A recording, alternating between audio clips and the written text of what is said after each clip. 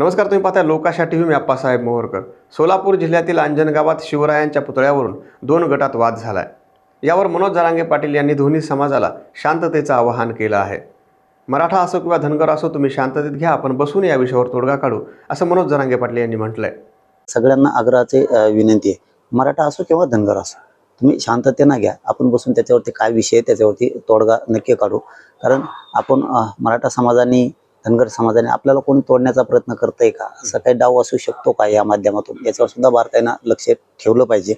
मग तो विषय कुठलाही असो, तो भूमचा असो किंवा तो आपल्या कळमचा असो किंवा कुठलाही असो. आणि आता आजचं कालचं झालेलं तुम्ही म्हणताय ते अंजनगावचं, तिथल्याही बांधवांना माझ्या मराठा धनगर दोघांनाही आव्हान आहे की कुठल्या तरी नेत्याचं ऐकून कोणीतरी काहीतरी काय म्हणते त्याला ती भडक अशी प्रतिक्रिया देईल आणि तेढ निर्माण करत, तर नेत्याला याची गरज नसती.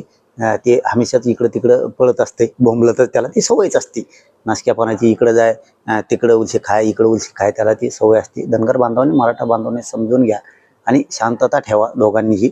आपण त्याच्यात काय विषय ते बसून शांततेत त्याचा तोडगा नक्की काढू. मी आज संध्याकाळी त्याची पूर्ण माहिती घेतोय, विषय काय, शांततेत तोडगा निघल.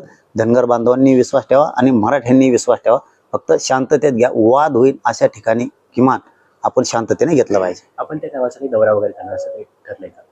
नाही, तसं ठरलं नाहीये, परंतु मी आज संध्याकाळी पूर्ण माहिती घेतो त्याची, की काय काय घडलंय काय. मी सकाळी माहिती घेणार होतो, परंतु अचानक ही फोन आल्यामुळं इकडं अंत्यसंस्काराला यायला लागलं. मी आज संध्याकाळी पूर्ण माहिती घेतो. पण माझं हात जोडून आव्हान आहे धनगरांना पण, मराठ्यांना पण, दलित मुस्लिमांना पण, शांततेत राहावा. आपण बसून बोलून घेऊन तोडगा काढून व्यवस्थित सगळं पार पाडूयात. कुणीतरी येईल, एखादी बजबजपुरी वळवळ करून माघारी जाईन पुन्हा आणि विनाकारण वादंग निर्माण करत. सामान्य मराठ्यांनी, सामान्य धनगरांनी समजून घ्या, शांततेत ते सगळं समजून घेऊन 100% आपण त्याच्यावरती तोडगा काढू. मराठ्यांनी समजून घ्या शांततेत आणि धनगरांनी समजून घ्या. याच्या आडून कोणाचे काही डाव आहेत का काय, ते मात्र यशस्वी कोणी होऊ देऊ नका.